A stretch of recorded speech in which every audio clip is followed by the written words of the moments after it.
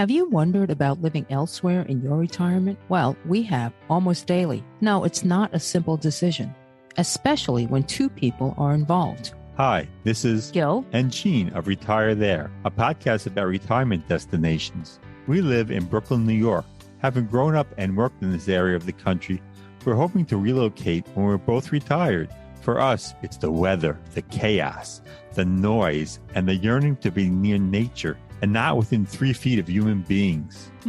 That's right. In February 2020, we embarked on our journey to find that special place. We spent a week in Winter Park, Florida, which is beautiful, but something said it wasn't for us. As we were planning for the next trip, the pandemic arrived. Gene then gave birth. I gave birth? To this podcast. With so many baby boomers retiring, many must be relocating. Why not connect with and learn from them? Here's a little background about us. I'm Asian, born in Brazil, and grew up in Flatbush, Brooklyn. I'm an engineer turned attorney turned podcaster. I recently retired from a university career practicing higher education law. I loved the academic environment, but it was time to do something else. I no longer have to set an alarm, drive in BQE traffic, or work with people who don't always share the same principles. Ooh, did I just say that?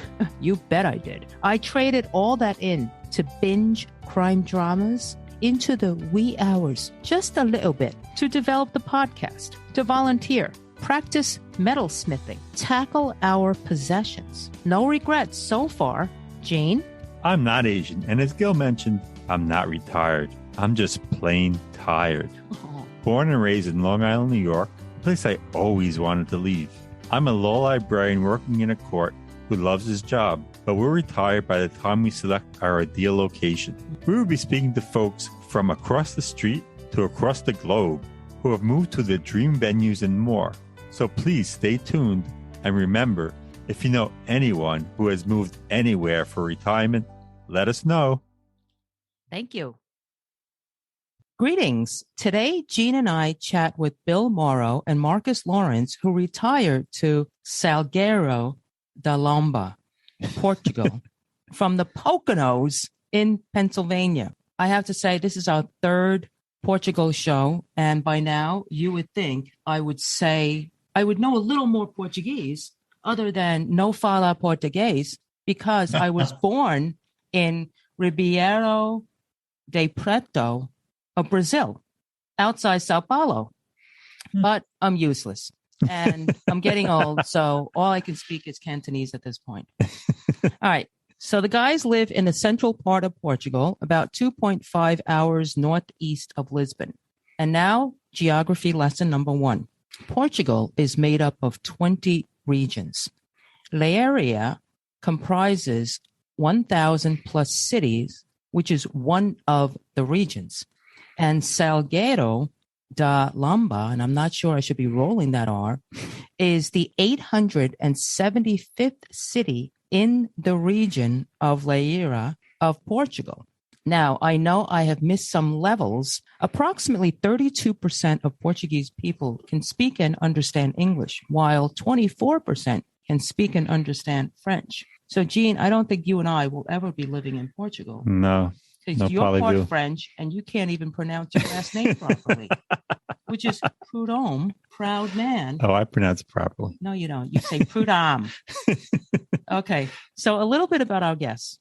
Bill Mauro was born and raised in Hornell, New York. He attended Eastern University in St. David's, Pennsylvania. He worked in corporate America, and his last job was in middle management for an insurance company. Marcus Laurence was born and raised in Piscataway, New Jersey, home of Rutgers, and joined the U.S. Air Force. He also worked in corporate America and mostly in sales. After being together for 8 years, Bill and Marcus married in 2013 in Phillipsburg, New Jersey, during a protest against Pennsylvania's ban on same-sex marriage. The ban was lifted a year later. Some protests do work. The couple retired early, sold all their possessions, and moved to Portugal. With only 6 suitcases in 2019, they sold their A-frame home in the Pocono Mountains. Love A-frame home. And bought a farm in a very small mountaintop village. It's their dream home called Casa de Lomba.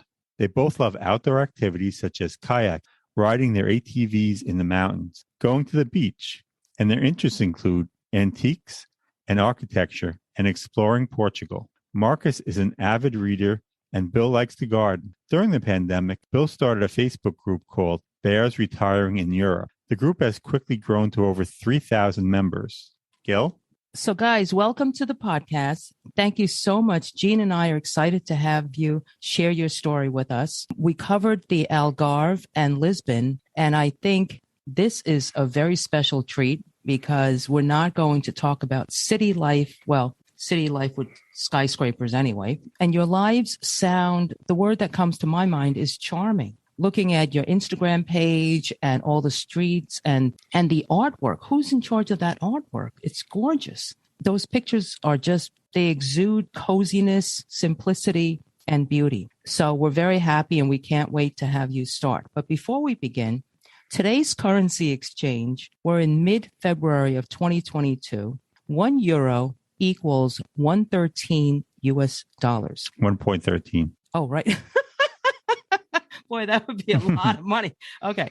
€1 equals 1.13 US dollars. And as of today, 1 kilometer equals 0.62 miles. Because I don't know if you guys will start talking metrics, but it throws me off. Gene shared your story from international living with me, which explained that Spain was your first choice. So we'd like to hear what happened and how did you end up in this lovely village of Salgueiro da Lomba. Do we roll the R's in Portuguese? I don't remember. Sometimes. That's what makes the language so interesting, because you never really know. Oh, my goodness. Okay. Interesting, huh? All right, guys, welcome to the show. Tell us how. Thanks for having us. Thanks for having us. So how did we end up in Salgueiro da Lomba? So it's a long story that I'll make short for you. So we want to hear it. We want to hear the Spain and all that. Bill, why don't you talk about how we were going to go to Spain first, and then I'll talk about how we got to Salgueiro da Lomba. Okay. We have very good friends in the Poconos that were neighbors of ours that would travel to Europe every year on vacation. They had invited us to go to Spain with them. I had never been to Europe before. Marcus was in the service, as you mentioned, and he had been to Germany and a few other places early on in his life. So we decided to go to Barcelona with our friends, Mary and Joe, and we had 12 days that were just incredible. Transformative. You know, it really opened my eyes up to European way of living, architecture, the culture, and I'm a little bit of an architecture history buff, so being in Barcelona is just an amazing experience from an architectural perspective and food. Mm-hmm. Needless to say, that was an incredible vacation. And we came home 12 days later saying, we're going to retire in Barcelona, but it probably won't be for 3 to 5 years or more. As it turned out, I took a buyout, a package from the company I was working for. Oh, nice. I worked as a consultant for a year. And then when that first job ended, we had some decisions to make about were we going to move from the Poconos, because we bought this house thinking we would retire there. Okay. Mm-hmm. But we were still working at the time. And then when I left my company, Marcus was in sales. And, you know, we just thought it doesn't make sense for one of us to keep working. Mm-hmm. Like, that's not any fun. So we were either going to move to a big city for me to maintain the same level of employment for me, or we would talk about retiring early. 1 year to the day that we were in Barcelona, we actually ended up in Portugal. Yeah, it was kind of a quick decision. We just decided after my consulting job ended that now might be the right time. We did a lot of research, and I'll let Marcus take over from there. Yeah, so we had thought Barcelona. So we told our friends we're quitting our jobs and moving to Spain. We had done a little bit of research at that point. So we said, oh, it's not that hard to move to Spain. Here it is. Here's the requirements. And then when we got down to doing it, what we found is that to move to Spain as an American, you have to carry your own health insurance. You cannot use in general, right? So I'm going to speak in general because there's a lot of details, but you cannot use the Spanish public health system as an American immigrant. Mm-hmm. So we decide, we'll get insurance. So we called around. All of a sudden, what we found is that the only insurance we qualified for because of some pre-existing conditions was international health insurance that was really expensive and would have been almost the same cost as had we stayed in the United States, which put the kibosh on everything. So we're like, geez, we told all of our friends, we, mentally we've now quit our jobs, even though I haven't told my boss yet, like mentally I've quit my job. So what are we going to do? And that's when we said, well, let's look at plan B, plan C, plan D, which we didn't have at that point. So we started to create plan B. And what we did was just started doing research from scratch. And we said, okay, maybe it's not Spain, but where is it going to be? Because really we decided that for our own mental health, like we wanted to get out of the United States. Every time you start searching, if you haven't done this yet, right? If you start searching for international retirement, Portugal comes to the top of every list. Yeah. So we're like, well, why is Portugal at the top of every list? I don't really get it. But then when you find out that, you can use the national health system when you come there as an American. The tax system treats you very well. They speak English, and 32%, I think you mentioned in the beginning, it's higher than that. That's probably 32% are fluent. I mean, a lot of people speak at least some English here. And so like all of these things come to the top. And so we said, well, okay, why not Portugal? Now, mind you, at this point, we had never been to Portugal. You have a lot of faith. We watched every YouTube video ever created about how to move to Portugal and why is it the right thing to do and why is it the wrong thing to do. So we did a lot of, we went to the University of YouTube and got our doctorates in Portugal. That's basically how we ended up here. I mean, we had planned our annual vacation was to go to Provincetown, Cape Cod in July. Not Portugal. So in July of 2019, we had a week's vacation planned to go there. And when we told our friends, Mary and Joe, that we went to Barcelona with, that we were going to move to Portugal, they sat us down and said, it might be a good idea for you to go there first. Always the voice of reason, Mary and Joe. They were very good. Wow. And we said, you know what? We hate to give up our last Provincetown vacation, but it's probably a good idea. Yeah. So we went to Lisbon for a week. So in July of 2019, we spent a week in Lisbon. We opened up a bank account. We secured an apartment. It was very good forethought on their part to tell us to do that. Because by the time we went to our visa appointment in Newark, we had already told them that we set up a bank account there. We had an apartment waiting for us. At that point, we'd collected all the documentation. We had already sold our house. Yeah. So. Oh my Lord. There was no going back. By the time we applied for the visa, it was like there really was no chance of us going back. Yeah, we were headed to Portugal come hell or high water. Wow. It's funny that you're getting advice from Mary and Joseph. Very spiritual. That should have been a sign for you guys. Wait a minute. You guys got an apartment in Lisbon, which is center of a lot of activities, right? Yeah. And was the apartment in city center or? Okay. Yes. So then it was in the Arroios neighborhood. Okay. Which is very trendy right now. Yeah, it's been cited the last couple of years as one of the most trendy neighborhoods in Portugal and of Europe, actually. Yeah. Wow. It's quite a melting pot of people from all over the place. Yeah. Wow. Okay. And was it expensive, the apartment? Well, by Pennsylvania standards, it was. I mean, we're moving out of the Poconos. So yeah, it was expensive. Our apartment was not quite double the cost of so the apartment was 55 square meters, which is like just under 600 square feet. Okay. Okay. And it had a nice terrace. Yeah, it was, I think we bought it for 287,000 euros. Which would have been like 340,000. Yeah, gotcha. Right. For living in a capital city in Europe, right? I guess that's not really that bad. But it was probably a little more than we had anticipated on spending on an apartment. Yeah. So wait, was that a one bedroom or a studio or an open floor, whatever? I call it a 1.5 bedroom. Yeah. Okay. It had a little study that technically would have been a bedroom for a child, but it was very small. Okay. Yeah. European standards that, Yeah. Okay. Got it. And you sold your house in the Poconos, an A-frame home. It was pre-pandemic, right? So you didn't make as much as you would have if it were during. Right. Right. Yeah. Okay. Well, we're hearing all kinds of stories now that real estate in the Poconos has gone crazy. Mhm. Yes. Because it's far enough away, but close enough to New Jersey or Philadelphia, or New where York, people can commute 1 or 2 days if they need to. Yeah. Mhm. Properties are being sold pretty quickly there now. Man, yeah. Yeah. Okay, so how did you get to where you are now? Oh boy. Well, you sold the place in Lisbon. But yeah, you know what I find amazing that you were going to go to P-Town instead of Portugal. Then you go to Lisbon and you buy a place instead of renting. You buy a place. You guys are instead of renting. So, all right, so let's just preface this with, if I was giving somebody else advice, I would tell them to rent, not buy. Right? So but us, like for us, we like to own where we live.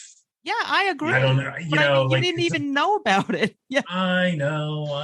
Well, the plan was to live in a small apartment that didn't require a lot of maintenance and travel. Sure. Mm-hmm. We were literally 20 minutes on the metro to the Lisbon airport. Mm-hmm. Wow. We were going to see Europe. That was the plan. That was the plan. Oh, right. And having a small apartment would afford us the ability to do that because there wasn't any maintenance. We could just close the door and leave for a month if we wanted to. Right. It was a lock and go situation. And the reason why we bought, I think, was because we kept hearing stories about real estate going up 5-10% every year in the city of Lisbon. And rents keep going up and up and up. Right. Mm-hmm. And we also heard a lot of horror stories about people renting and being taken advantage of by landlords. Interesting. Not returning your security deposit. Okay. And when you're in a foreign country, having to deal with those situations, it's a horror. A little challenging. Mm-hmm. Yeah, just a little. Not that buying a house in a foreign country isn't challenging either, because we got stories about that too. Yeah, we could talk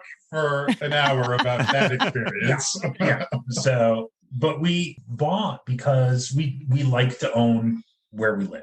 Yeah. And we bought this little apartment, like Gil said, and we were going to travel, and it was going to be, our dream of traveling Europe with our little pied-à-terre in Lisbon, and that was great. And then the pandemic, we got our paperwork done because it takes a couple months to get settled with all of your documentation and everything, right? Yeah. So we get there October 1st. January, we're let's go to someplace else, right? So we started doing a little traveling in January within Portugal. A friend of ours that we had met took us to Madrid, so we did a little traveling around Porto, whatever. And then the pandemic hit. So now we're stuck in an apartment that's 600 square feet.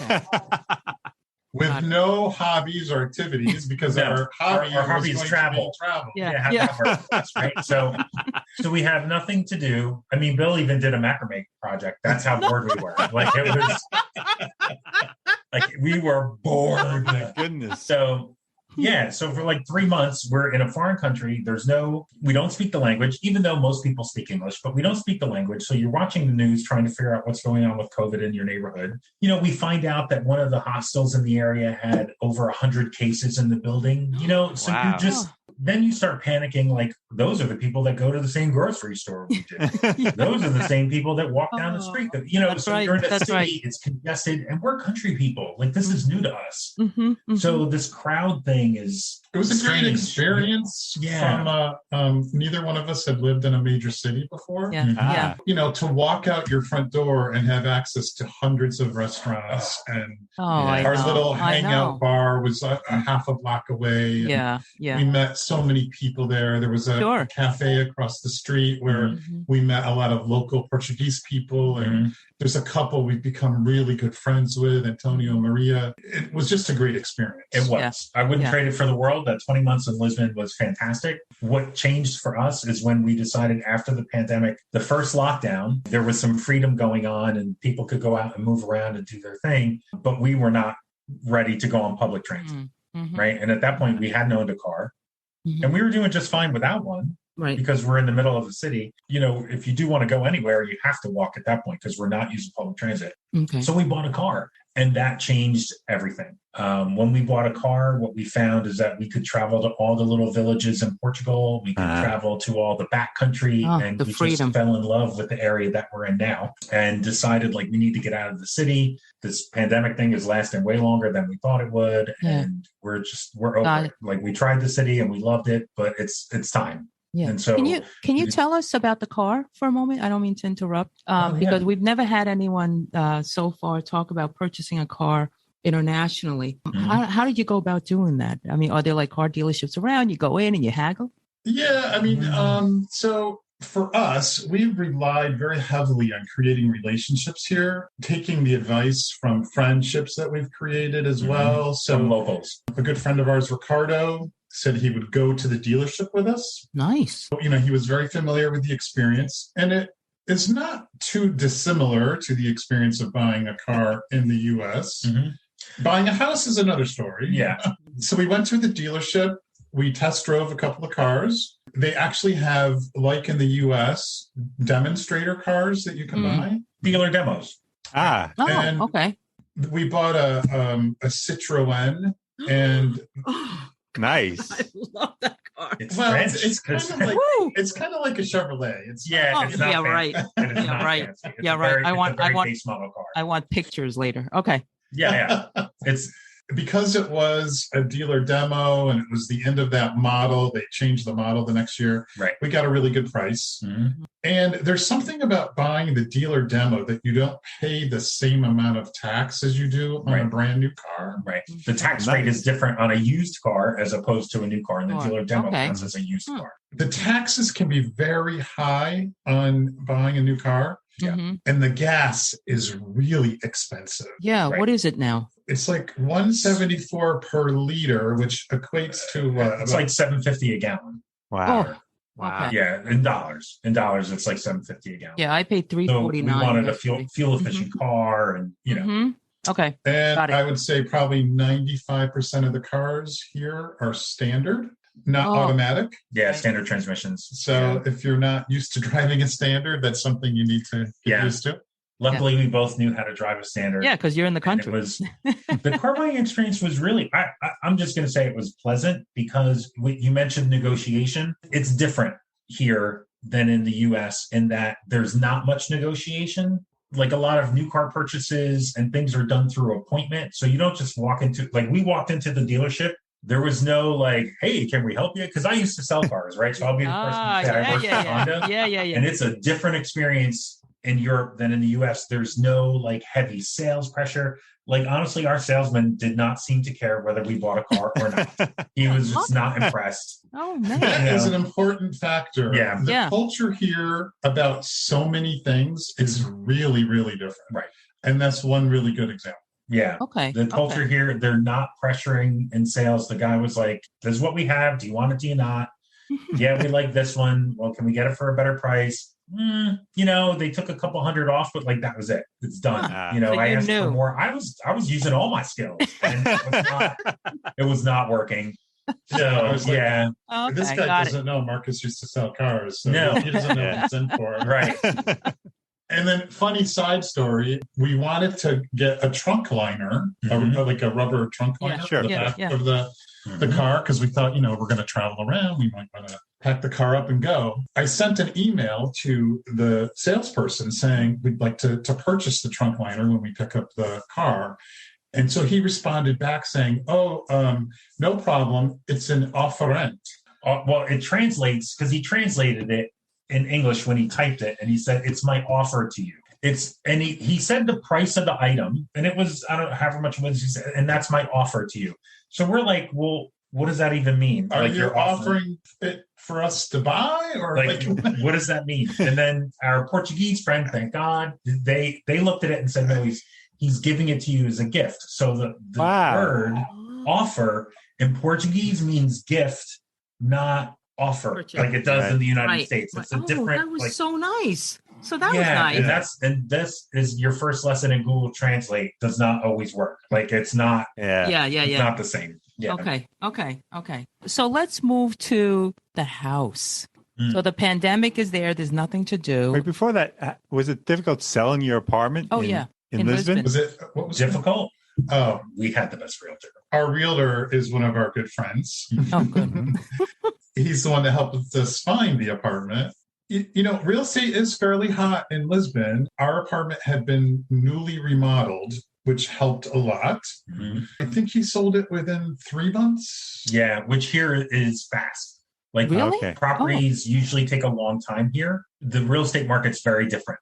It's All right. very, very different. Things stay on the market for 6 months on average in Lisbon, and we were sold in 3 months. But So that's fast. Yeah. Okay. And you couldn't look for somewhere else until you sold it, right? Because your money was tied up. Well, we were looking. We were looking. Yeah, You yeah. can't buy anything until Right, you can't buy anything. Yeah. Okay. Then what happened? So how did we find the house, I think was your question? Yes. Yeah. So you decided that the city was, Not for you not for you. You got the car. You got a taste of what was outside, right? Mhm. And what then they made the decision like, oh, I think we want to live in the country. Mhm.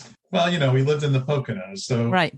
people are It's sort funny. of I don't making- consider the Poconos. But the Poconos, to me is like because it's so close. I guess it's right? the country, but it's not the country. I mean, there are strip malls all over the place. There, Were you farming? Okay, well, so for some perspective, We lived further out than Mount Pocono. Like, we were further west. Okay. We were further, Yeah. we were on the edge, the western edge of the Poconos. So it was more country by us than you might think. Okay. we got it. lived 10 miles outside of Jim Thorpe. Oh, Okay, okay. okay. Got it. Got it. Yeah.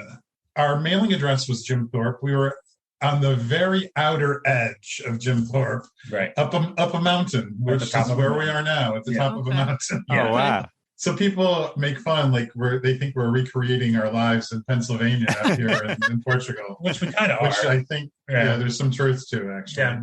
But anyway, back to your question. While we were sitting at home during the second quarantine, and at that point we had just had enough. Hmm. Mhm. Like our marriage survived one quarantine. We weren't sure it was going to survive the second.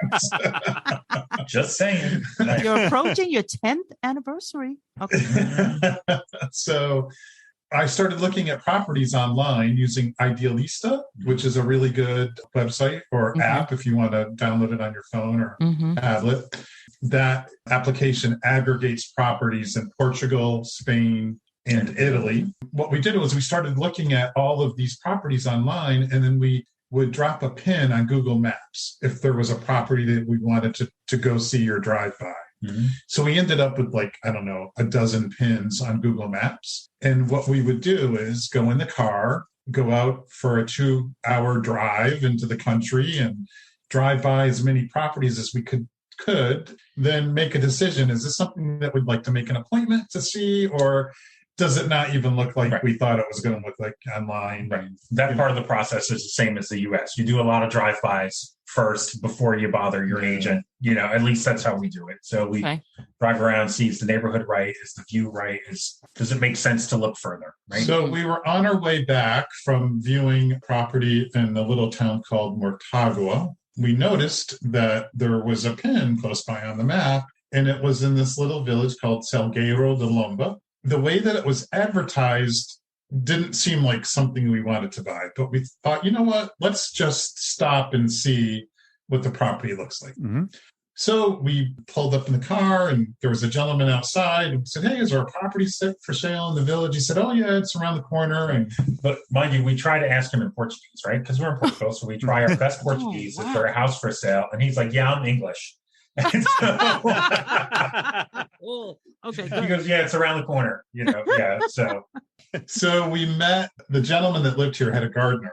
We met him. He said, oh yeah, let me go and see if he would like to speak with you. And so we said, okay. And he said, oh, just give him 5 minutes. He'll be ready. Meanwhile, we walked around the outside of the property. We saw the bio pool that he had installed. The rest of the little village has about 4 or 5 other completely remodeled homes that are so incredibly quaint, architecturally significant. They're just beautiful schist stone homes. Mm-hmm. So he invited us in, and we've probably purchased, I don't know, maybe 3 or 4 homes together. And outside of that, each of us had owned homes. So, when you buy a property and you walk in the front door and you get that feeling. Yeah. That was the feeling that we got within 3 seconds of setting foot inside the front door. Right. Despite the fact that the owner was a little bit of a curmudgeon. So we bought the house, despite the owner. I mean, it was, Yeah, that was a challenging That is so experience funny. that, might be suitable for another conversation. Yeah, that's over a glass of wine and whatever. We don't want- yeah. So can you Yeah. talk a bit about the costs of these homes or, average prices? Yeah. So we purchased our home, and I know you called it a farm. I wouldn't call it a farm by U.S. standards. No.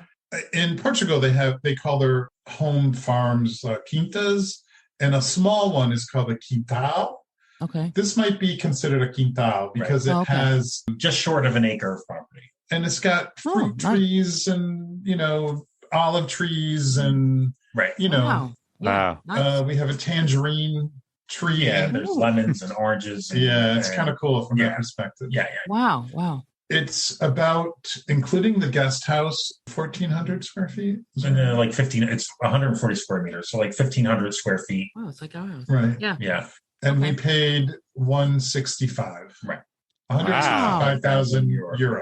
Wow, An acre of property nice. with a view and a pool. That's It needs work, amazing. right? The house needs a little bit of updating. It has had some deferred maintenance. Mm-hmm. So it did need some work. But And how many it was in the right bedrooms? place. Mm-hmm. How many bedrooms? There's one big master bedroom and two small rooms. But because of there's the a way guest the house. house is laid out, we Mhm. decided to use the master bedroom as like a media room. Okay. Mm-hmm. We're sitting right now in one of the smaller rooms that we use as an office. Mhm. Okay. And the other small room barely holds a king size bed. Yeah. That's where we decided to make our bedroom. Yeah. So, yeah. So you we walk call it the in bear and it's- den. Yeah. I was going to So say, because we have a king size and the room is small. It's not really for a king, but you walk in and but we made it our bedroom, obviously. And there's like just enough to walk around. To get on. Exactly. That's what we have. Yeah, that's exactly what we have. So same thing. There's Okay. no furniture in the room other than the bed. And Okay. Yeah, it's It actually worked out pretty good.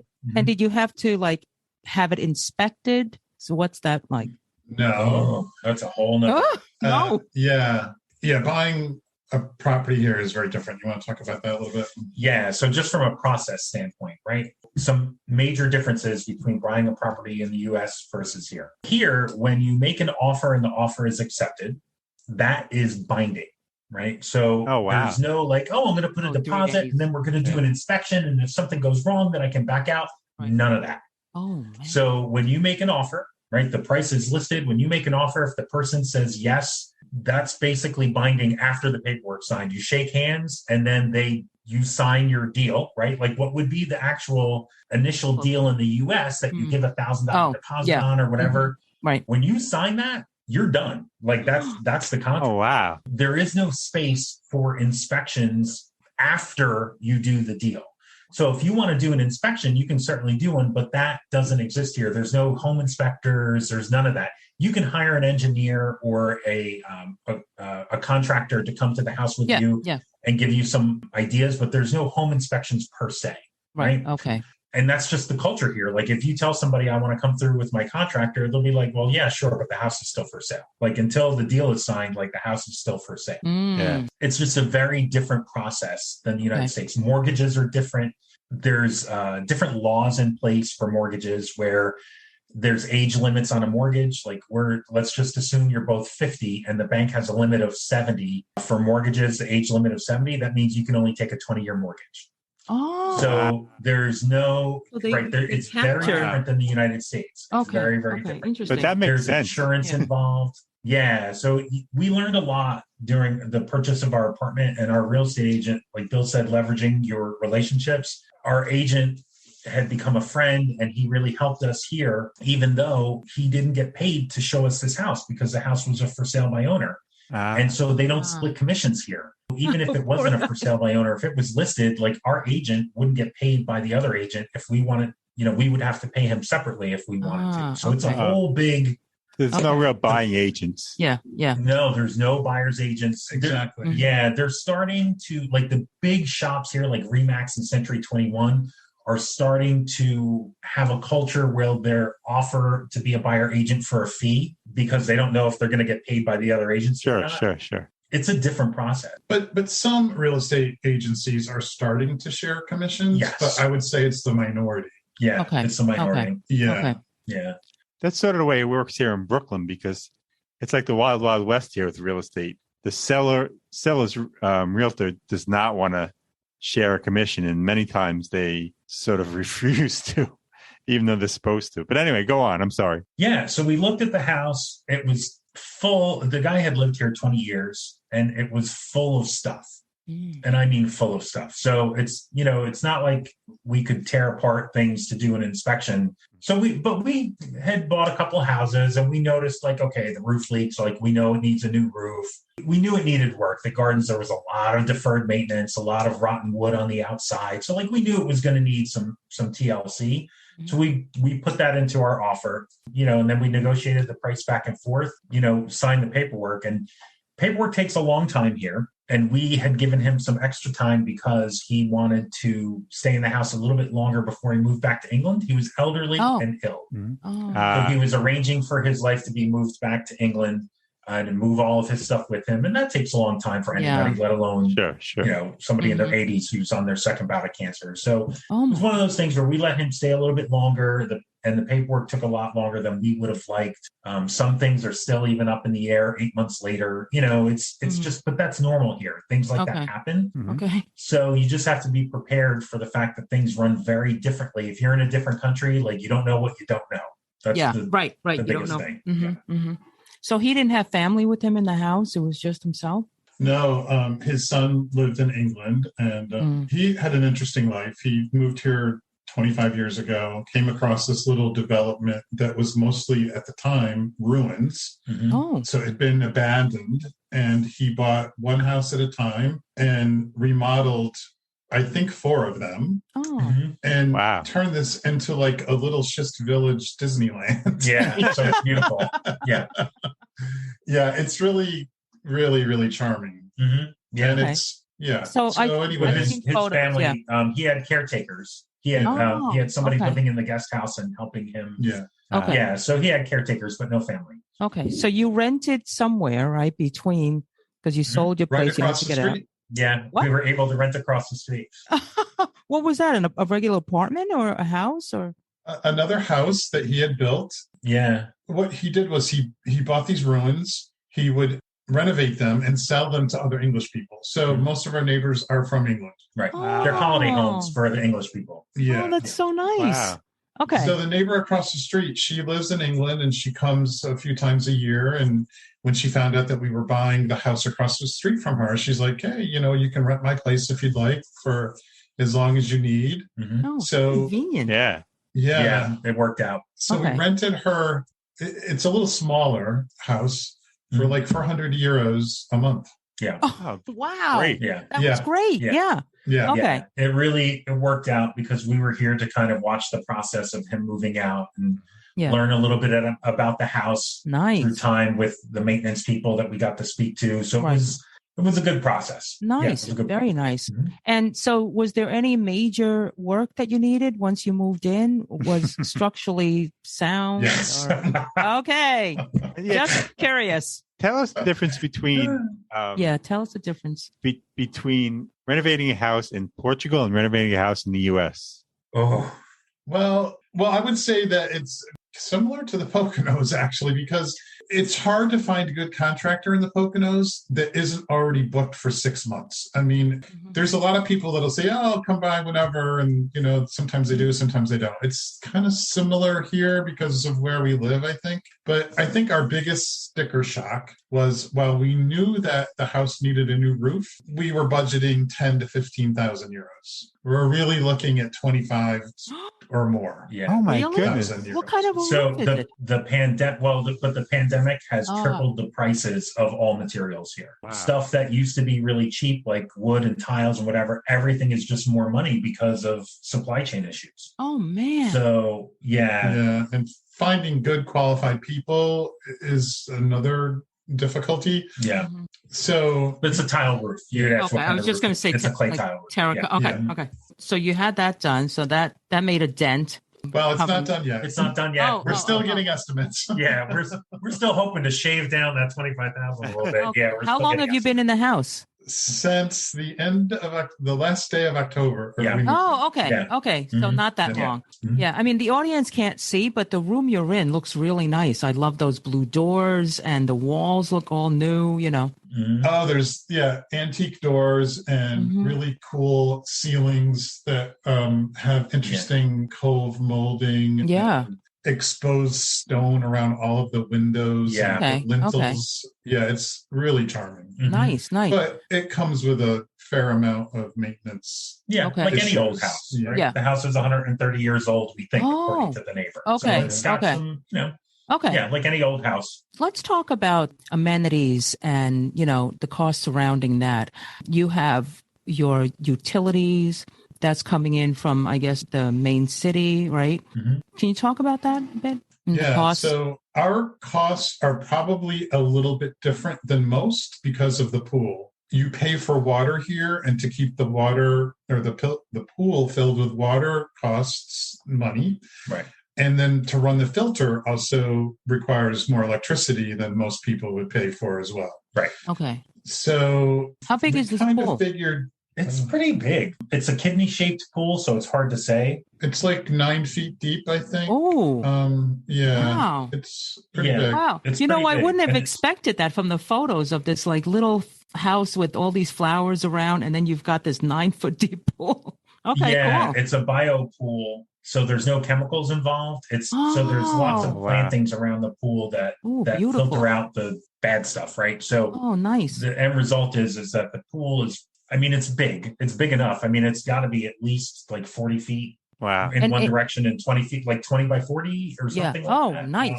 So is that it's typical for that area? Is it typical? No. Okay. So no, it's a bigger pool than most people would have. Yeah, it's kind of unusual. It was one of the selling points I bet. We saw. Yeah. Okay. So utilities, we figure probably about 80 euros a month. Oh. That's just electricity. For water, we figured about 50 euros. Car insurance, about a little over 400 a year. Not bad. Yes. Yeah. Oh, okay. Some things are more expensive here. Some things are less. Like electricity is expensive. Mm-hmm. Gas is expensive. But insurance is way less. So nice. We do cook with gas. We don't have city gas. We have to have propane tanks delivered. And so we figured that's about 50 euros a month. But property tax is about 200 euros a year. Nice. Nice. Wow. That's where you save. Yes. Yeah. We were used to paying about 4,000 a year in the Poconos. Yeah. Mm-hmm. And probably the biggest savings is healthcare. Mm-hmm. Oh, so yes. I got a quote from the company that we both worked for the same company for a while. It was going to be $900 a month per person. Oy. So we were looking at $1,800 for healthcare insurance. In the U.S. The same policies we had when we were working. Mm-hmm. In the U.S. In the U.S. Yeah, in the U.S. If we retired, right? If we took the company's healthcare plan as a retiree. With fairly high deductibles, believe it or not. Mm-hmm. So we were looking at about $2,000 a month for healthcare insurance. That's right? crazy. Factor in deductibles and such. Yeah. Here, our healthcare is about $140 a month. For both of us. Wow. Wait, what a drop. What a drop. Yeah. As Marcus mentioned earlier, in Portugal, one of the few European countries that allows immigrants to use public and private insurance. Okay. So, for example, you're in a car accident, you need emergency care right away because you broke your leg. They'll take you to a public hospital and take care of everything. Right. Your follow-up visits might go to your private doctor, maybe, or your annual or semi-annual doctor visits, you might go to a private doctor. Mm-hmm. And so we had a private doctor in Lisbon. When we moved out here, we haven't found a private doctor yet because we'd have to drive about a half an hour. We thought we would give the public healthcare system a try, and we found a good doctor there. It's basically free to go to the doctor here. Yeah. Marcus had to go to the emergency room because he stepped on a rusty nail a week ago. Yeah, I saw that. Oh, sorry. So we went to the emergency room. They worked on his foot, gave him local anesthesia and whatever. He was done in about a half an hour. It cost 17 euros. Oh my goodness. For like $20. And wow. I suspect that had I maybe followed the rules and called in advance and made an appointment or whatever, it probably would have been free. But because I came unannounced, there was like a 17 euro surcharge or something. Like, wow. I mean, how do you even a $17 surcharge? Yeah. So you have private insurance, and you also use the public healthcare system. Yes. Yeah. Okay. So the way to explain it is that if any emergency care or anything serious like cancer or anything like that, you go to the public system, right? Okay. The government pays for it. Mm-hmm. Small things like, let's say I fall down and hurt my shoulder and I want an MRI. Okay, I'm going to go private because I can get that MRI tomorrow. Or the next day, versus going to the public system, I might have to wait 6 weeks to get an MRI, just because of scheduling or whatever. So you use them in tandem because you can take those results from your MRI that you got the next day and then go to see your doctor with those results in hand and see your public doctor, and that visit would be free, so it's they work in tandem and they work very well together. If you can afford private insurance here, and it's not expensive, as we said, it is pretty fantastic. Yeah, I think it's a smart thing to do. We went to the local public doctor for a checkup, and he suggested that we get blood work done and et cetera. So we went and had the blood work done, and we're waiting to pay. Like, we're Americans. We're there with our wallet. Like, okay, it's going to cost, right? It was free. It was free. Wow. Like, we're confused at what the a end surprise. of Going, these guys are country bumpkins. They don't know. They don't know that. And what about pharmacies? Oh, wait. How close? What is the distance to the nearest hospital from where you are? The nearest hospital is Avelar, a little town called Avelar, and it's about 15, 20 minutes. Yeah. Oh, not bad. Oh, that's great. Yeah. That's where Marcus went. Yeah. Okay. Yeah, it's in distance, it's 7 kilometers, if that gives it. So that's only like 4 miles away. Yeah. But the roads here are like crazy country roads, so you're driving pretty slow. But it's not that far, right? Oh, we can get close. there on our ATVs. Yes, we can go there on our ATVs. Wow. That's nice. Yeah, it's rocky. Yeah. I like it. Yeah. But yeah, pharmacies are close by. Within 15 minutes, there's a town. And by car, 15 minutes. And it's a town that has restaurants and pharmacies and a hospital and, whatever. If we wanted to do something like go to the movies or we wanted to go out to eat at a nicer restaurant, we would drive to a city called Coimbra. And that's about a 30-minute drive. Okay. And in Coimbra, that's a university town. The oldest university in continental continental Europe is there. And that is the old capital of Portugal back in the day in the 1100s or whatever it was the capital. So it's a big city. It has all kinds of amenities. Third or fourth largest city. Yeah. Lots of culture, music, and there's stadiums for concerts and there's music and like all that's in Coimbra, and it's about a half hour away. So, getting back to the healthcare, I think what I wanted to say in summary with all that is we probably live on what healthcare would have cost us in the US per month. We live on that amount here. Yeah. Like utilities, food, gas, healthcare insurance, like it's all bundled in, and we probably live on that amount of money. Okay, that's a good as a trade-off. Yeah. Right. Yeah. And for us, that was one of the reasons we came, because we couldn't retire early in the United States and enjoy the same life that we have here. Because a lot of our budget would be eaten up by healthcare. So we decided, if we asked ourselves a question like, okay, if we're going to retire early, like, how are we going to do it? Yeah, I was going to ask that. The logical answer was like, okay, we have to leave the United States. Like, if we're going to retire and have a decent life, or if we're going to retire early and have a decent life, we have to leave. Right, because you retired in your 50s, right? So you wouldn't have qualified for Medicare or, all that. For a while. And so that's a good chunk of time. I mean, think of $20,000 a year in premiums over the next 10 years or 15 years, right? Yeah. I mean, that's like a lot of money. A chunk of change. I guess we did have a list of non-negotiables. I think one was we were not going to live anywhere that did not recognize our marriage. That was very important to us. Okay. We had spent many years going to protests and rallies in Pennsylvania, so it was very important to us. So that was probably first. Second was probably healthcare and, resources to good healthcare and affordable healthcare. Third was probably weather. And then fourth, cost of living. Those were 4 things in that order, I think, were non-negotiables for us. Right. We didn't want snow. We wanted to make sure we lived someplace that we could enjoy the weather year round.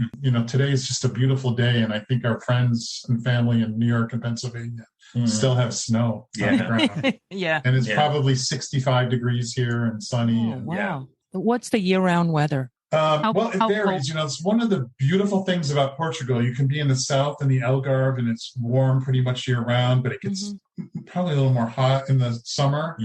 The middle part of the country is kind of where we live and it's a little more temperate, gets cooler, maybe a little more rain in the winter. And then the northern part is more rainy and more cold. And the occasional snow, but I mean like once a year type of snow there. Only like in the highest mountains. Right? Okay. So like for us, the typical where we live now, the typical winter would be, rain a fair portion of the time in the winter, but that's only from like January, February, March, right? Okay. So it would be rainy in January, February, March. And the temperature might be in the high 50s, low 60s during the day, and it might drop down to the mid 40s to high 40s at night. It's like fall in the Poconos is winter here. That's really what it comes down to. And then by April, it starts warming up and the days in the summertime, it's... To give you an idea, the gentleman that owned the house before us had a fireplace in the main living area that was used to heat the entire house. That was the sole source of heat. And that's a big house. We upgraded that. I'm just saying. Nice. I love fireplaces. Yeah. So that's a big savings. Replacing it with a pellet stove in the front of the house and one in the back of the house. So they kind of like come together and heat the whole place. Oh, so you're doing that too. The beautiful fireplace and put it into the guest house. So if you come stay at our guest house, you can enjoy a fire in the guest house. Is that an invite? I heard an invite. Okay. Tell me, I forgot to ask you, what about internet costs and things like that? Your phone bill? It's that like nothing? So cheap, we don't even think about it. Oh, man. So in the Poconos, I think we had Verizon for a while and then Comcast. It was AT&T at the end, right? AT&T, Verizon, right? And their retail price was going to be over $300 for the package of internet, cell phones, home phone, and cable, right? Yeah. And we didn't have like all the fancy cable stations. I, of course, negotiated that every year, and I said, I'm going to leave and go to Comcast. We're going to leave, Right? Yeah. So it ended up being like $230, I think, for all the plus internet. So it totaled $300 because remember our internet was separate. I don't think it was that much. Okay, yeah. Anyway, our cost here, we just got a new service here. We have 4G internet, so we don't have fiber, but it's pretty good. And you can tell just from our connection. Yeah, so very good. We spend 59 euros for cable, internet, and 2 home phone, and 2 cell phones with 10 gigabytes of data. Oh my that includes cell phones? Wow. Yeah. Yes. Right. Now, we own our cell phones outright. That doesn't include like a rental plan for the phones. It's just the data, but 10 gigs each for data. Oh my God. That's amazing. Great. So it is. All right. So we've covered all that. Now, what about food? Where do you go and shop and prices? Marcus is the cook. I'm going to let him handle it. Oh, nice. Lucky you. So produce here is abundant and inexpensive if you buy the local things, right? So if you want to live a local lifestyle and you want to buy the things that are made within, 50 kilometers of where you live, if you're that kind of person, Portugal is the right kind of country for you. Things are very local. They produce a lot of their own vegetables. Maybe they bring some stuff in from Spain, right? Because it's right next door. But generally speaking, a lot of it's local. So food is inexpensive if you buy the local foods. If you decide to recreate your life from the United States, it's expensive. Like if I want to go buy a brand that I know from the United States or whatever it is, it's going to be more money than the local stuff. Sure. So you just have to realize that. Meat here is comparably priced and of a much higher quality. How you food shop here is a little bit different. They have supermarkets like everywhere else, right? So if you want to go to the giant supermarket, you can do that. But if you want to go to the smaller shops and you want to go to the butcher because you want to develop a relationship with your butcher, you can do that too, which is what we like to do, because if we want certain cuts that aren't normal here and you know your butcher and you say, yeah, I'd really like this because I'm going to do this, they'll make it, or they'll cut it for you special. So you have your butcher, you have your vegetable place, you have your bakery that you go to for bread. So if you want to be like in the US and go to the supermarket, you can do that, but it can be less expensive for you to go to these little mom and pop shops and buy which I'd rather do. the weekly market that they have in Figueiró dos Vinhos. We can go buy stuff that was pulled out of somebody's garden yesterday, and they'll sell it at the market on Saturday. A couple of things I want to add to that I just think is so European and so cool is that there's a bread truck that comes up the mountain. Oh my God, a bread truck. Yeah. Gene, you can oh my goodness, bread and rolls and have it delivered right to your house. Yeah. That is great. And you would think we're so remote that they wouldn't come up the mountain, but they do.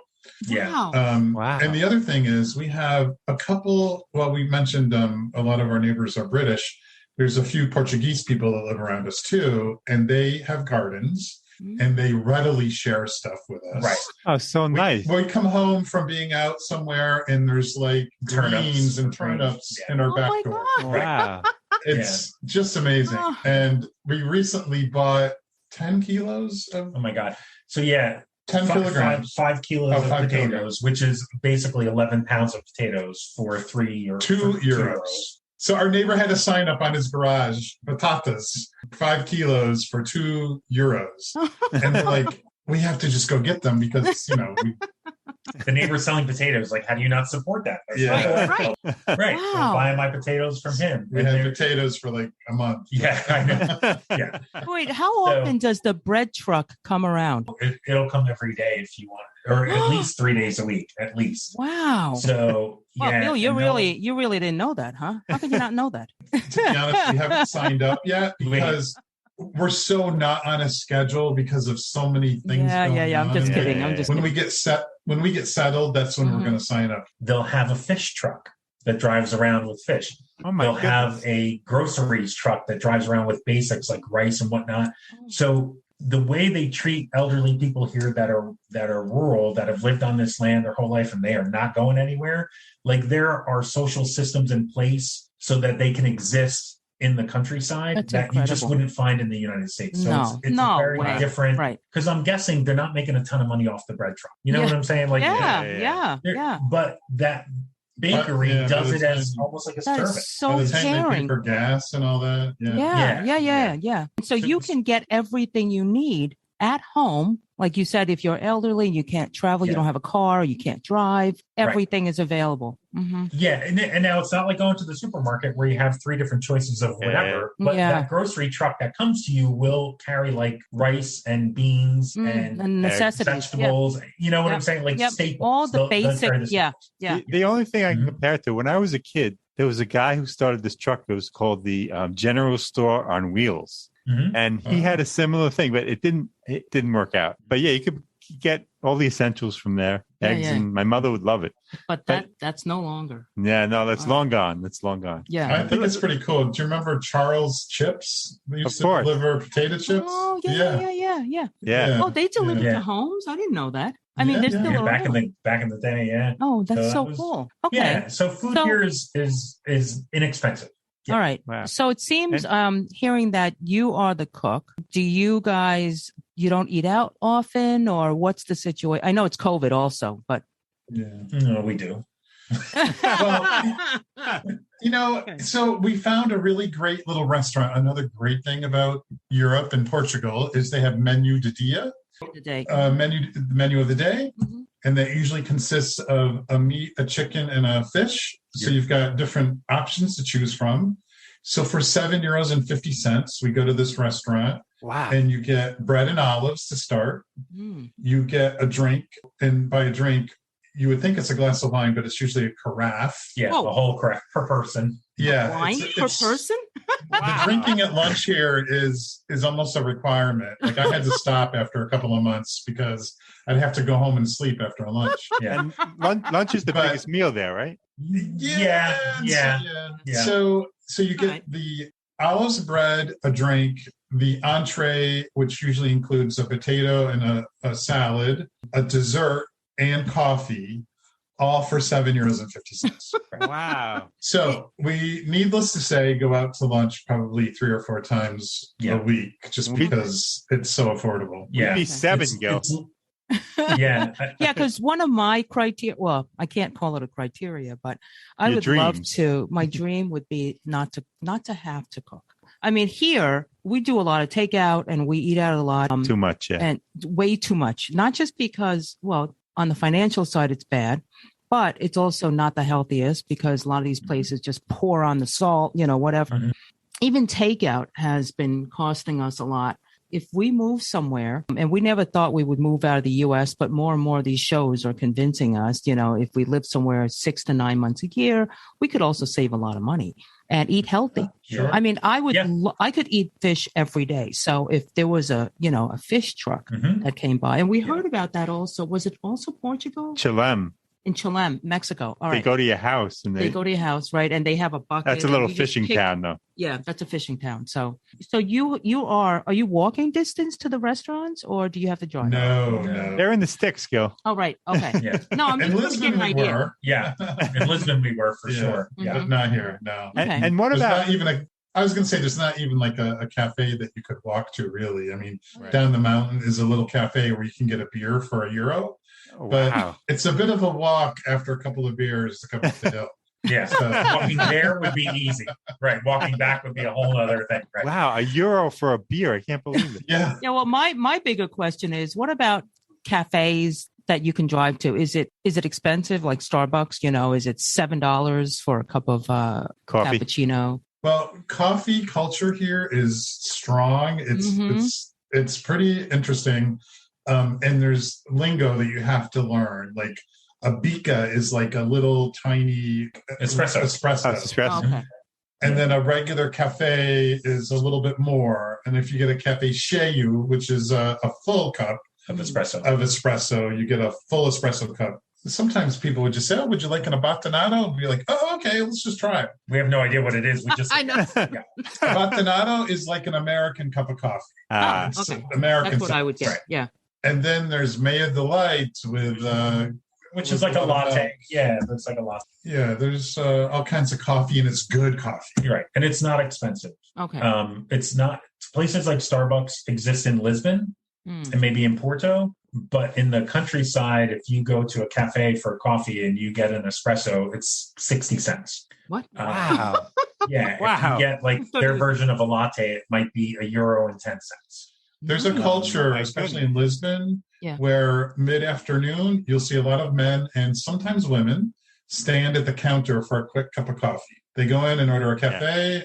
In 5 minutes, they'll chat a little bit. They'll drink their coffee and go back to work.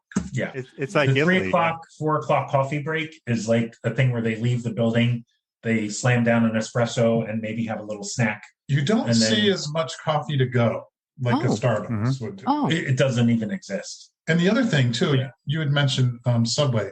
What's really expensive here is Burger King and McDonald's. Right.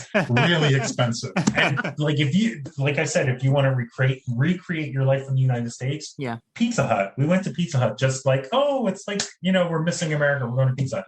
It was €30 for a pizza. No! And goodness. For what? Yeah, which comes out to be like, $35 for a Pizza Hut pizza. It's crazy. Forget about pizza. I mean, can you get good pizza there? What is it? Good pizza? No, no. As a fellow, I'm from New Jersey, New York, no. In my heart, I can't tell you. Not like you're used to. And bagels, forget about it. You cannot get a good bagel anywhere in all of Portugal. Some people will say, there's a place in Lisbon. It's nothing like a New York bagel. And sometimes I would give my left foot for pork or leg and cheese on an everything bagel. That's a money-making idea, Gil. We should do it. Yeah. No, we'll open a Trader Joe's, and have all these little, Yes. Yeah.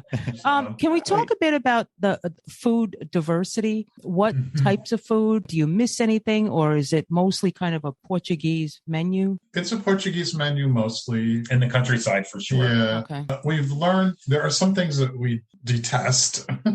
Oh, So like what? we were with friends and they stopped by a little Portuguese restaurant for lunch one day. And one of the menu do dia items was Cozida a Portuguesa. Cozida a Portuguesa, which is a typical Portuguese stew, sort of like served over rice, I think it was. It's like boiled dinner in the United States, like in New England, like a boiled dinner where there's like boiled vegetables and boiled meat. Okay. Yeah. So we're like, okay, menu du dia, we'll have 2, please. And so they come out to the table with this huge platter of like meat and it's on rice. And we're like, that's 2, right? They're like, no, there's going to be another one. We said, well, wait a minute. I mean, we're big guys. We eat a lot of food, but this was like a big platter. So they said, no problem. We got all kinds of orders for cozida today. So we'll give yours to someone. Okay. So we start eating. I said to Marcus, this meat doesn't look familiar to me. There was like pig ears, snout, knuckles. Yeah. And I was like, you were not having it. I'm out. I'm not eating this. I cannot do it. What? You have bacon, right? Bacon. Well, and it's not attached to a knuckle, though. Oh, it's man. not. Bacon isn't crunchy. If your bacon was crunchy, you wouldn't feel the same. Oh, my It was, Oh, it was like twangy, right? The snout? No, ears. Like, I'm not kidding. Ears. Like, ears. It's a cultural thing. Yeah. It is. I mean, my grandmother's favorite part of the chicken, and you're going to get disgusted, is the little butt. Oh God. Yeah, no. That little, I can't. The tail feather part. Yeah, the tail. Yeah, and we would be like, all right, here. Otherwise, it'd go in the trash. But it's a cultural thing. I mean, she grew up in China, so they ate every part. There was nothing left. Even the bones when. Marcus's grandparents were Polish, mine were Italian, same thing. Right. Yeah. So you didn't waste. No, pickled pig's feet was on the table like when I grew up because I had Polish grandparents that ate that. They made their own and ate it. Right. Wasn't for me, that was the, So that's one thing I don't like. So now you know the name of it. They eat everything here, like parts and pieces, right? Yeah. So like nothing goes to waste. Yeah. So like I have made mistakes because Bill is smart. Like he sticks to what he knows and he orders what he likes and that's that. I occasionally will I've never seen that. I'm going to order it and see what it is. Yeah. I've had some losers. I've had some real losers come across my plate. All right. How about some favorites though? Like favorite Portuguese. Carne de porco de alentejana, which is cubes of pork in this incredible roasted pepper sauce. Little garlicky roasted red pepper sauce with little clams and potatoes. Clams. It's incredible. It's like magic. It's like you think pork, clams, and potatoes. That's a strange combination, but it's incredible. Wow. Another favorite is secretos de porco. Yeah. Or in Portuguese, they'll say secrete. Yeah, secrete. Which is like black pig pork meat. Well, it's a cut. It's just a cut that doesn't exist in the U.S., and it's a very thin cut that usually is done with Iberian pork, which is a super high-quality pork. And they just grill it really fast and serve it with a squeeze of lemon and some salt, and it's that when you eat that pork, nothing is ever the same again. When you go back to regular pork, you're like, why is this 13 euros a kilo? I don't care, but I'm paying it because it's so much better. It's so much better than regular pork. Yeah. What's another favorite of yours? Breads and the pastries are incredible. Yeah. Bread here is insane. Off the chain. The bread here is all right. So you don't have bagels. You'll eat here. No, we don't have bagels, but no. But I'm saying you don't need the bagels because you have other delicious. You still miss bagels. No, I mean if you didn't have everything bagel, the kind of bagel you put in the toaster and the bubbles get crunchy. Yes. Okay. Right. You always want to taste at home. But the food here, it's in the country, it's Portuguese food, right? We have to go to Coimbra if we want something different. So if we go to Coimbra, there's sushi and there's, so there's Asian it's not as food. diverse as the United States. Not nearly. That's a big change. If you're used to eating a lot of different things, like this is one thing we have not had since we've been here is Thai food. Or Vietnamese. We had a little Vietnamese, in Lisbon. Okay. We've had Indian. There's quite a bit of Indian food in Lisbon. Oh, nice. Yeah, a lot of Indian food. Okay. And there's also a lot of English, right? So there's a lot of the Indian. So for the Asians, there isn't, I didn't hear Chinese. So I guess it was. Oh, in Lisbon, there's lots of Chinese food. Like we lived in a neighborhood that had a lot of Chinese people. There was a hot pot restaurant. There was a lot of Hong Kong style. So that was all there. dim sum. There's some dim sum stuff in Lisbon. Mm. So there's a strong, from the Macau relationship. Yeah. There's a strong Chinese relationship with Portugal, and in Lisbon, there's a lot of Chinese people and a lot of Chinese restaurants. Yeah. Let's move on. You guys said some use some Portuguese when you're describing the food. How is your Portuguese, and do you need to speak it? The wonderful thing about Portugal is they require kids to take English in school very early on, which is good and bad. It's good because you can get around, because most people under the age of 50-ish know some English. It's bad because they'll readily switch to English. So you never get to really practice your Portuguese. If they see you struggle in the least, they're like, oh, do you want to speak English? And then depending on your mood that day, you'll be like, okay, yes, because I'm frustrated and I want an answer, a quick answer. Yeah. We took the government-sponsored language class, which was 150 hours long in Lisbon. So we went 3 nights a week for like 4 months. Wow. We passed the A1 and A2 level proficiency and got our certificate so that if we apply for citizenship in 5 years, we'll have the language requirement certificate. Have that. Nice. Otherwise, you have to take I think it's called a SIPL test, which is a language proficiency test that's equivalent to the A2 level to get citizenship. I think during the class, we obviously had learned quite a bit. And in Lisbon, even though there was probably more English-speaking people in Lisbon, we spoke more Portuguese. Here, probably because our closest neighbors are British, and for some reason in this area, there's a lot of other Brits. So you go to the grocery store, they know English. You go to the butcher, sometimes they'll know English. And they want to practice. I feel like in Lisbon, they want to practice. Yeah. And Lisbon people entertained us practicing Portuguese because they had an opportunity to speak English all the time. Okay. Here, the people that you meet in the store, I feel like they really want to practice their English. And so when they hear us that we're Americans, they want to practice. Right. And you want to practice Portuguese. And they're like, no. We want to practice English. Like, they'll fight you. It's very, It's admittedly not an easy language to learn. Yeah. It's difficult to understand when they speak because they slur a lot of words together and they speak very fast. And if you add a mask on top of it, forget about it. It's just, you can't see their lips and it's difficult. Yeah. I took Spanish for 3.5 years thinking that I could from there learn Portuguese because, we left Brazil when I was about 5.5. So when we came to the U.S., they don't teach you Portuguese as one of the regular subjects. It's either Spanish, French, or what have you. So I said, let me learn a little because my dad learned to speak it because we were in Brazil for 8 years. So he learned and I thought I could practice with him. So I come home.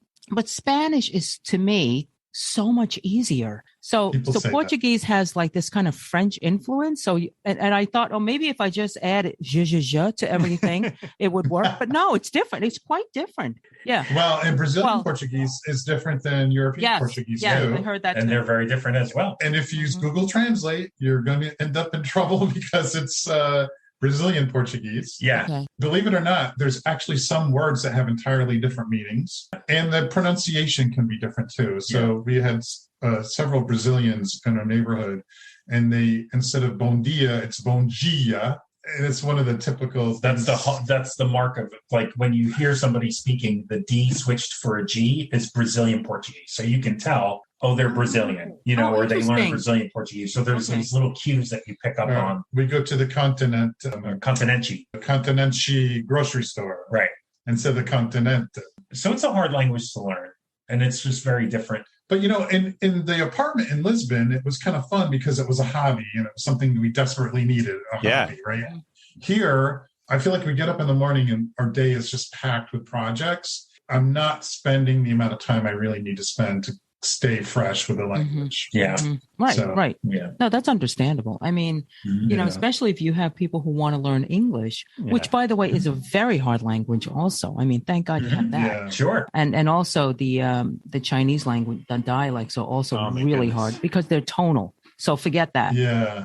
And the same in Portugal. That's what I think a lot of people from Eastern Europe and China find Portuguese easier because there's sounds here that are not made in most of the other European language, let alone in English.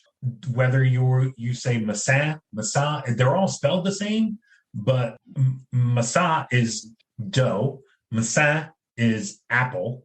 So like there's these different things that sound on paper look very much the same. The spellings are very similar, but they sound slightly different. And so when somebody's speaking a mile a minute at you, if you pull out 1 out of every 10 words, you're like, okay, but just slow down. If you say 1 word at a time, I might understand you, but it's hard. Here's a good one. Pao, with a nasal ow. Pao is bread. Mm-hmm. Pao. Pao is stick, and it can also mean penis. Yes, it's also slang for a penis. And so imagine when you're talking to the waitress in the restaurant, and you say, my pao, and you want more bread, but you just told her you want more penis. It's not. Oh, God, that's great.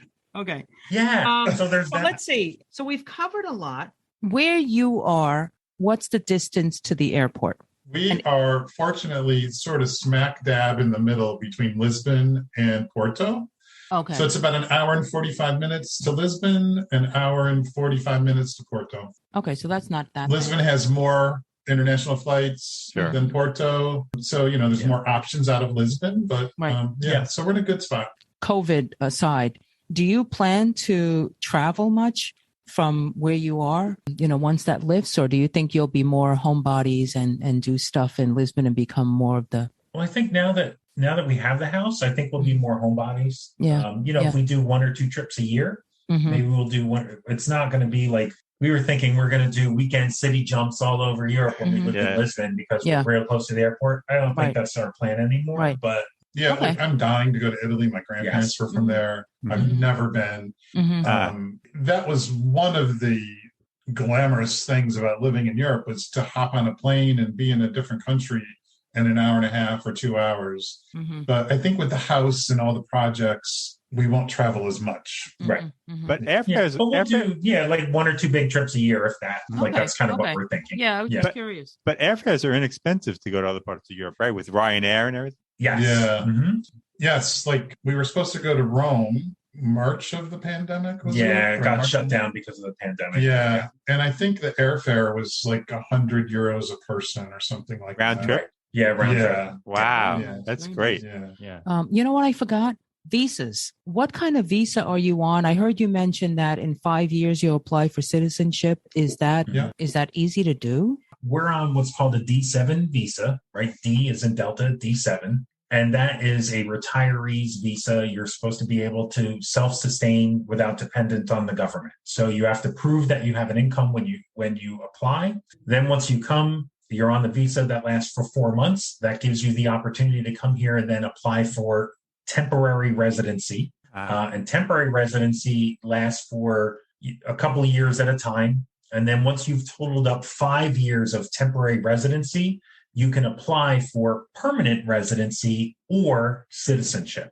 And so a permanent resident is very much like having a green card in the United States. You're a permanent resident. Nobody can kick you out. Citizenship is exactly what it sounds like. You become a Portuguese citizen.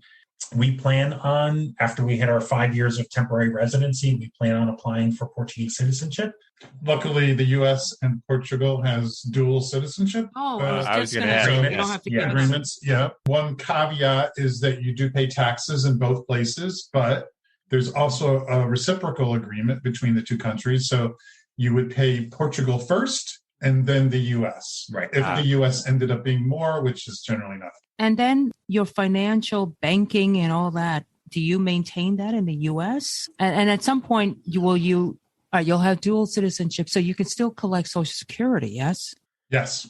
So, okay, I know that was 2 questions. Yeah, so the banking, I mean, a lot of people, and we've had people write into us, ask, where do you maintain all your financial? I mean, do you feel more comfortable back home, with the bank or? It's a little complicated. So we do maintain a U.S. bank because certain retirement accounts are required to be left in the U.S. Unless you want to cash out of them, which doesn't make sense because you'll lose a lot of interest and, that kind of thing. Right. So we do have a U.S. bank. We have a U.S. address. Yeah. And there's different methods. I mean, and if you go to any expat website. I mean, you can use some of these mail forwarding services. Some people use family members as an address. Like there's different ways to do it. And you go to any one of these like expat websites that'll give you advice on like, now that you're out of the US, like how do you do this? And that's what we did. We just did the research and we figured out how to do it. It changes often. I mean, I hate to give advice, like that kind of advice in this venue, but yeah, it's not hard to do. Because you have the address, I guess, and you do have strong ties to the US, there's no issue with Social Security. It's just a matter of when you decide to invoke it, from what I understand. Yeah. Social Security will pay you. If you have earned it, you get paid it. It's not tied to your citizenship. That's right. So revoking your U.S. citizenship does not give up your right to collect Social Security. Right. Yes. Okay. I just wanted to mention that. All right. I want to move on. You guys have quite a social media presence. Bill started Bears Retiring in Europe. Why did you start that and how's it going? I started it during quarantine because I needed a hobby. And I was actually in another Facebook group that just was, I felt like it wasn't very friendly. And I said to Marcus, I'm going to start a Facebook group. So we started out calling it Bears Retiring in Europe because, we're bears. Could you, go ahead. For those who don't know, what is a bear? Okay. So it is a sub-community of the LGBTQ community, generally men that are maybe a little more robust might have dad bods. Right. A little bit more, perhaps more astute, more hairy, right? So a little bit hairier. Hair was part of that. Yeah. Sometimes it is, sometimes it isn't. Yeah. But, so one of the things we used to do, we used to go to Bear Week in Provincetown every July. Right? Oh, my goodness. It was guys from like all over the world. People in Provincetown used to say the town changes because the bear community is so friendly and so welcoming of other people. Oh, that's so great. So we had friends that had invited us to go there many years ago. We'd never heard of it. And so anyway, long story short, this Facebook group started out as Bears Retiring in Europe. And then other people were finding out about it. Women started wanting to join. And I thought, well, why not? That's so great. You're not going to limit, right? Right. Like we're part of a minority. It would be stupid for us to limit other minorities or Are there female bears? No, there's Goldilockses. What? Which are Goldilocks is women that like to hang out with bears. So yeah, that's. I have never heard of that. Oh man. Yes. Well, you didn't hear of bears until we did the Chilem episode. No, I heard, but I wasn't sure. And then with the Chilem episode, I was like, yeah. And my friend Tim, of course, explained everything. So yeah, I'm pretty proud of the fact that we have a lot of straight women, some straight men. Yeah, it's a diverse group. And it's grown, like, when I started it in May of 2020, I think it was, I invited like a couple hundred of my Facebook friends. And they invited... Yeah, then they invited others. And then, it's over 3,000 now. Yeah, that's amazing. Wow. Yeah. And it really is not just an LGBTQ focused group. It's more about living, retiring, and traveling in Europe. Right. Mm-hmm. One of the really cool things that I think we have that most other groups don't is we have correspondents from about 14 different countries within Europe. Oh, nice. So let's say you have a question about Greece. You say, the guy in Greece can answer that question because he lives there. Or, right. So that is kind of a differentiator, I think, about our group that kind of very resourceful. Yeah. Mm-hmm. And also, then, I'm sorry. Then when we bought this place, we're like, it's got a guest house.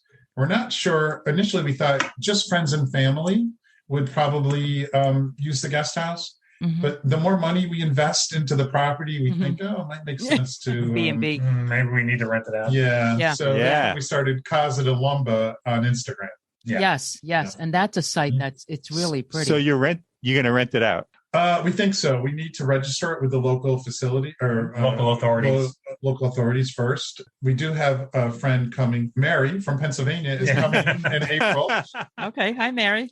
Tell us more about the Instagram page. What's the purpose of it?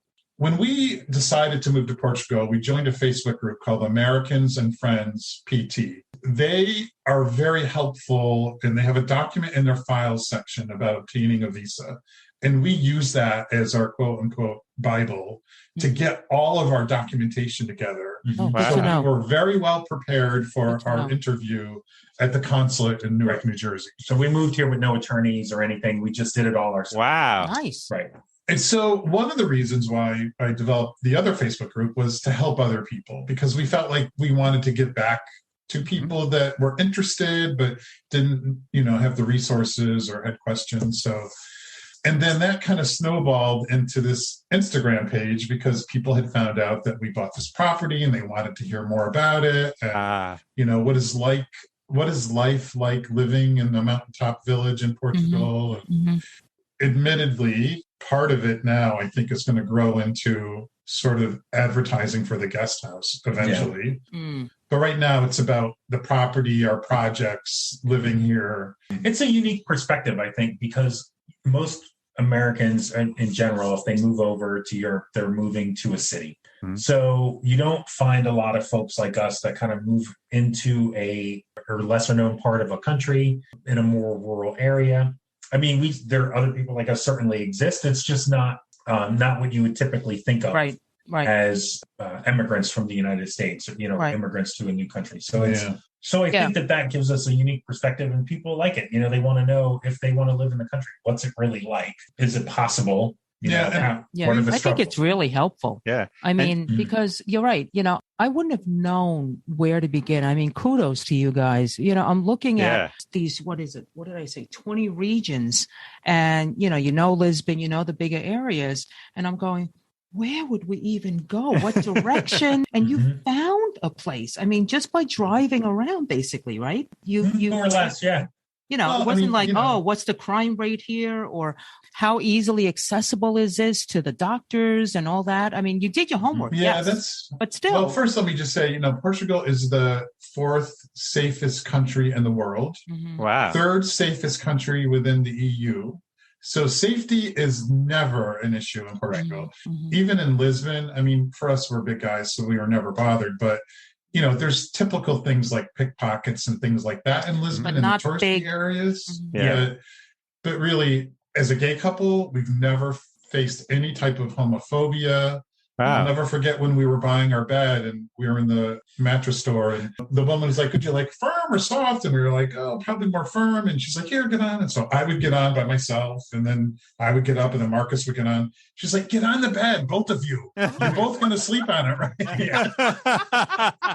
So I think we had more homophobia than the woman in the store. Right? Yeah, wow. It's just nice. Yeah, it's a different crime here. Is I don't want to say it's non-existent because that would be foolish, but it is. It's not like the United States. Like, you don't worry about walking down the street at 2:00 in the morning. Right, it's not a thought. Right. Yeah. Right. No. Yeah, you just don't. And, we don't walk down the street holding hands, but we're not afraid to be affectionate. And even our Portuguese neighbors that are in their 70s and 80s close by have been really welcoming. Mm-hmm. That's great. Have just been incredible. Yeah. Mm-hmm. I mean, I want to correct myself when I just mentioned there's no guns. That's not true. There is a hunting culture in rural Portugal. There's very little use of handguns and guns for crime. But like, for instance, we live in a wooded area. There's hunters that would come around, and they can only hunt on Sundays and Thursdays. Don't ask me why. That's just the rule. And so our neighbor's house got hit by a bullet because it was a stray bullet from hunting. Now, that never should have happened. They shouldn't have hunted so close to the house. But he was all up in arms and called the police, and and it's a big deal. But things like that, they treat like a big deal here. It's not. When things like that happen, that doesn't get swept under the rug, so to speak, like it might in the United States. So are there guns here? Yes, but there are people that are much more sensible about how they're used, and the rules and regulations are much more conducive to making sure people don't just pop off and do something with their gun, because they're all registered. Yeah. You have to have training. You have to belong to a club to own a weapon. So it's not anti-gun, but it's not pro-gun either. Right. And it's just it's a very different world than the United States. And, and also I was thinking about some of our listeners are women who want to move abroad. They just don't know where to begin. And one question they have is, the potential crime. And we always recommend, I mean, we don't recommend anything, all right, I should say, but we always say, well, do what we do. You know, like when I go out at night, and even though where we live in Brooklyn is safe, and that was one of the reasons why we chose this area, you know, I'm not going to walk around half drunk at 3 a.m. Yeah. Even down a street that might not have too much lighting, you know, so you have to be smart about it. But but you're right. Portugal is one of the safest countries in the world, and that's touted. Yeah.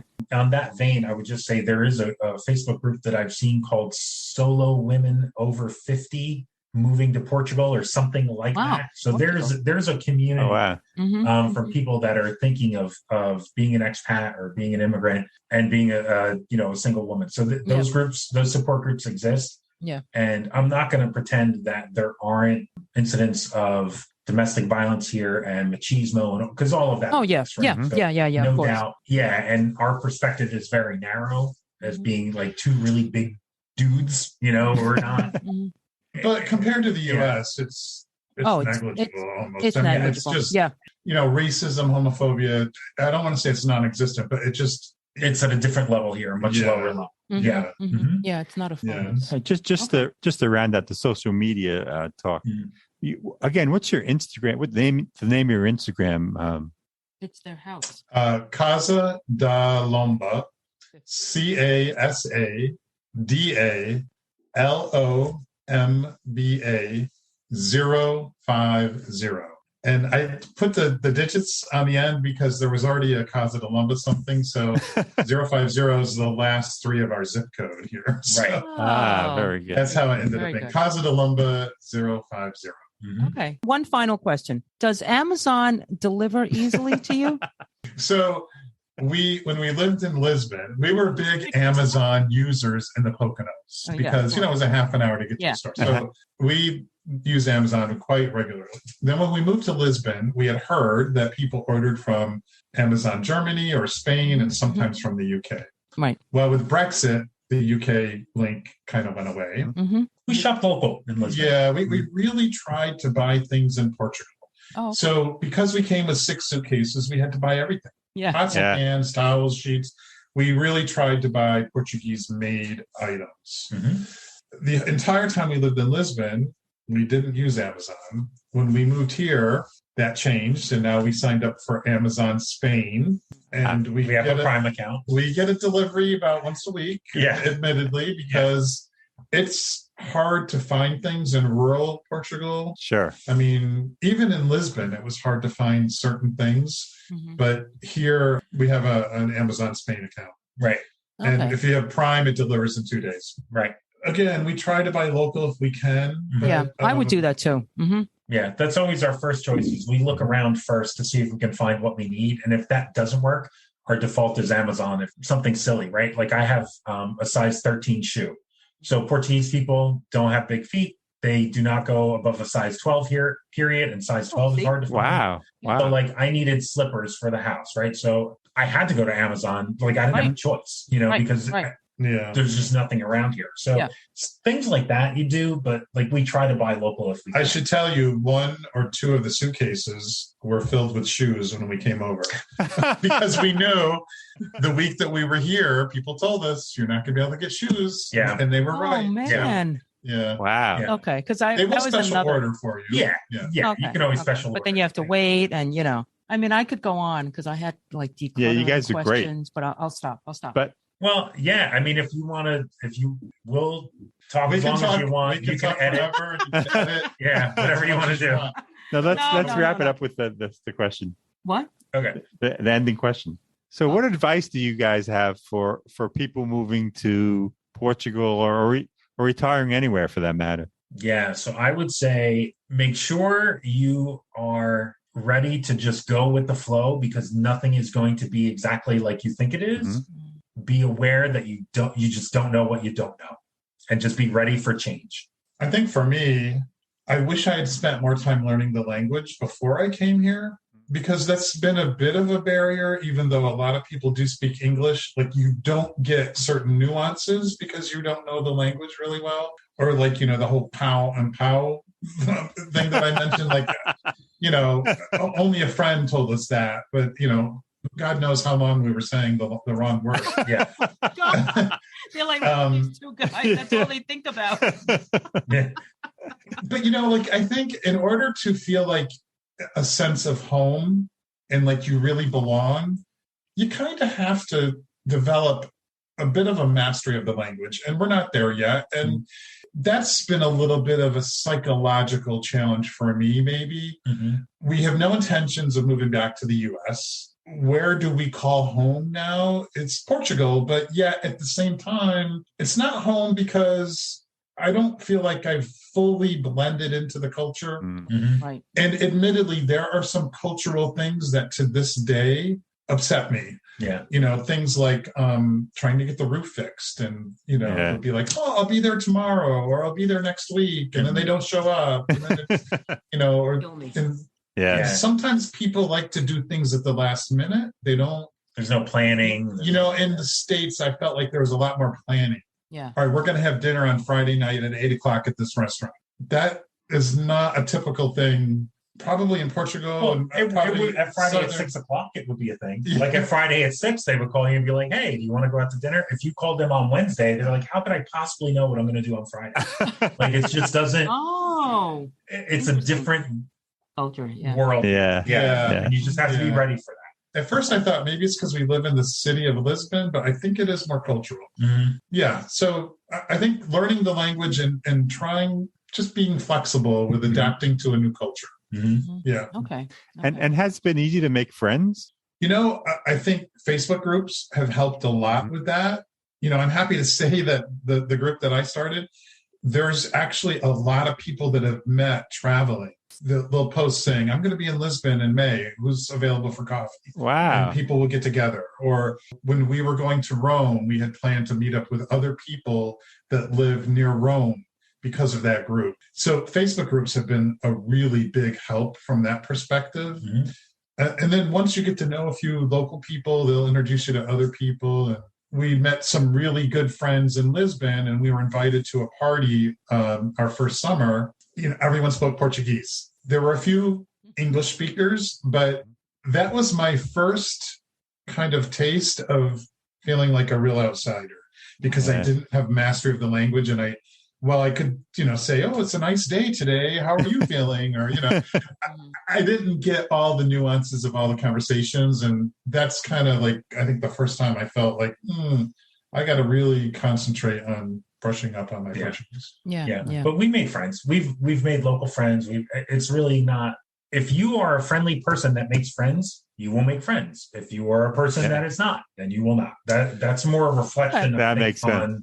On the type of person you are. Then I think we really, because of our social media, I think that has a lot to do with it too. Mm-hmm. People from our Instagram and from the Facebook group will readily contact us to say, we're going to be in the Coimbra area, or, hey, do you guys want to meet up for lunch? Or we'd love to come see your village. Mm-hmm. That, I think, has helped a lot. But then we've made local friends too. Yeah. So local friends by sitting at the cafe and having lunch in the same place every day. Yep. You meet the local people and you make local friends. Okay. So because we're people that talk to the people at the table next to us, like that's us, right? So of course you are. So you meet people. Yeah. So we've made local friends. We've made friends from afar. Yeah. We're still working on finding our tribe 100%, but we're getting there. So the guest house has its own bathroom? Funny you should ask that. So it has its own kitchen, its own living room, and a loft area, which right now has a ladder to it, but we're going to build stairs so that most people can get up to it easily. The bathroom is located about 10 feet away in a separate building that's attached to the main house, but can't be entered from the main house. That's where our washer and dryer is, and the bathroom for the guest house. Right. So there's a shower, a toilet, a sink. Our washer and dryer is in there. Right. So obviously, if we had guests in the guest house, we would be mindful about when we would use the washer and dryer. Right. All right. So if I come to stay at the guest house, I have to make sure I have slippers and everything because I'll be going inside, outside, and then inside. Yeah, like you would need flip-flops, right, to go to the bathroom. You would need flip-flops and a robe. And so that's something we were thinking about, like we would probably end up providing. Are you because it's a... Well, he invited us. Are you inviting yourself, Gil? No, he invited us earlier. Oh, you guys could totally. No. We would pay. Okay, we would. Well, we're not moochers. I mean, do we look like moochers? Listen, a dozen bagels might get you a few. Could get you anywhere. We live in Brooklyn. We have the bagels. Yeah, we've got. We have the I stuff. Everything bagels, man. I mean, I'm sick of those bagels. You like only everything? Everything jalapeno with pork leg and cheese and a schmear butter. Just saying. Yeah, that's mine. Okay. Jalapeno. All right. Okay. All right. I don't think you can bring them on the plane, though, can you? Yes, you can. Oh, okay. Yes, you can travel with food. It's a deal. Oh, you're cheap, man. That's going to be a cheap visit. These guys are cheap dates, man. If you bring 2 dozen, we might even pick you up at the airport. Ooh, that's a long drive. You got it, baby. You got it. Okay. All right. Well, listen. It'd be great to have you guys. No, I think it'd be so much fun. You have to come in the summer, though, because that's when the pool is at its best. And, it'll be really nice hot. and warm here. Okay. Well, we can't really swim very well. Well, I can't swim at all, but the pool is not important, so come whenever you want. Okay. No, I've been trying to learn. Yeah, we've taken a lot of lessons for like 2 years, but whatever. It's Our like pool is not a pool to go into if you don't know how to swim. I know, but it's deep. Right. You don't have no shallow end. It's like deep all the way across. Oh my goodness. No shallow end. So scary. Not for you, Gil. Yeah. Okay. All right. But there are local river beaches that you can go to that only, the water's only like 3 or 4 feet deep. No, I'm not going. I don't need the water. I mean, okay. Okay. All right. Well, thank you so much, Bill and Marcus. It's been a real treat and a pleasure. Great. We appreciate it. You're welcome. Thanks for having us. Please. And we're going to be posting. Yeah. If you or your listeners have follow-up questions, feel free to contact us. Oh, thank you. Happy to help out. Yeah. A lot of people have helped us to get here, so we feel, that it's important to kind of pay it forward and help other people. So no, absolutely. Thank you. Yeah. This is a great conversation. Thank you. Yeah. Love you guys. Yeah. All right. Thank you so much. Bye-bye. All right. Take care. Okay. Bye. Bye. We hope you've enjoyed this episode. If you know someone who's relocated for retirement and wishes to share their story with us, please reach out to us. We'd love to hear from you. Our email address is gg@retirethere.com. Our website is retirethere.com, and you may follow us on Twitter @retirethere_. Now, if you've liked our show, please subscribe and rate it in Apple Podcasts. In the meantime, be well.